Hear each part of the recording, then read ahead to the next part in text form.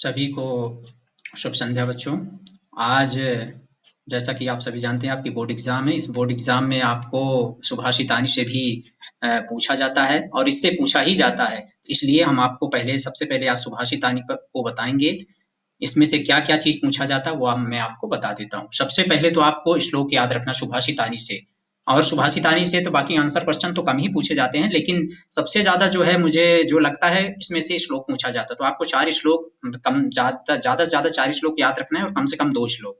तो वो कौन कौन से श्लोक हैं उसे हम देखते हैं। जैसा कि अभी यहाँ आप देख पा रहे हैं, ये सुभाषितानी वाला जो चैप्टर है ना, तो इसी से आज हम 4 श्लोक पढ़ेंगे। तो 4 श्लोक को देख लेते हैं। वैसे तो आप पढ़ चुके होंगे, लेकिन एक बार और रिवीजन कर लीजिए, क्योंकि अगर किसी को कोई डाउट है तो इसमें से आपका क्लियर हो जाएगा। तो इसमें सज्जन की प्रशंसा बताई गई है। गंगा पापम शशि तापम दैन्यम कल्पतरुष तथा पापम तापम च दैन्यम च घ्नन्ति संतो महाशयाः। इसमें इसका मतलब है कि गंगा पापम हंति, गंगा पाप को खत्म करती है। शशि तापम हंति, शशि मतलब होता है चंद्रमा, चंद्रमा ताप को खत्म करता है। कल्पतरु च दैन्यम हंति, और कल्पतरु जो है, कल्प वृक्ष जो है वह दीनता को, गरीबी को खत्म करता है। संतः महाशयाः पापम तापम दैन्यम च त्रीण्यपि हंति, संत महाशय जो है वह पाप ताप और दीनता तीनों को खत्म करते हैं। ठीक है, इसका यही सिंपल अर्थ है। चलिए अब दूसरे श्लोक पर चलते हैं। इसमें दान की प्रशंसा बताई गई है। इसका देखिए, दानेन भूतानि वशी भवन्ति दानेन वैराण्यपि यान्ति नाशम परोपि बंधुत्वमुपैति दानैर दानम ही सर्वव्यसनानि हन्ति। इसका अर्थ देखिए, दानेन भूतानि वशी भवन्ति, दान से सभी भूत प्राणी वश में हो जाते हैं। दान से वैरी शत्रु भी, वैरी मतलब होता है शत्रु भी, नाशम यान्ति नष्ट हो जाते हैं। दान ही, दान से परः दूसरे भी, बंधुत्वम उपैति बंधु बन जाते हैं। और निश्चित रूप से दान सभी व्यसनों को खत्म करने वाला है।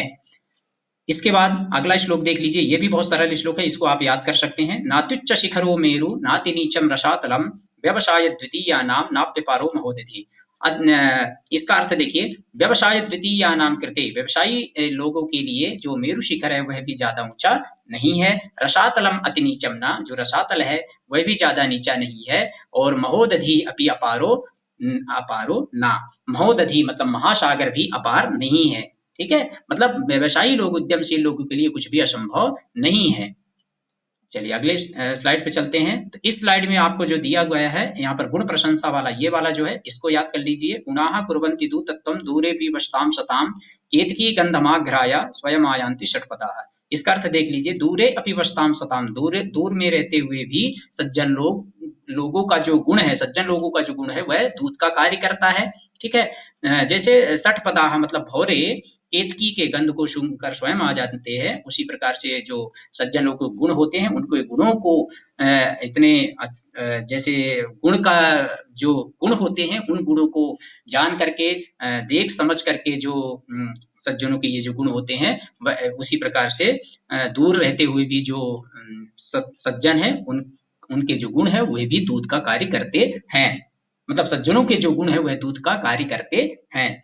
चलिए, ये तो हुए 4 श्लोक। इन चारों श्लोकों में से आपको कम से कम 2 तो करना ही है, और ज्यादा से ज्यादा 4 श्लोक आपको करना है। 100% ये बोर्ड एग्जाम में पूछा ही पूछा जाता है हर बार, तो आपको करना ही है। इसी उम्मीद के साथ यदि आपको कोई कठिनाई है, कुछ भी है, तो आप कमेंट करके हमको पूछ सकते हैं।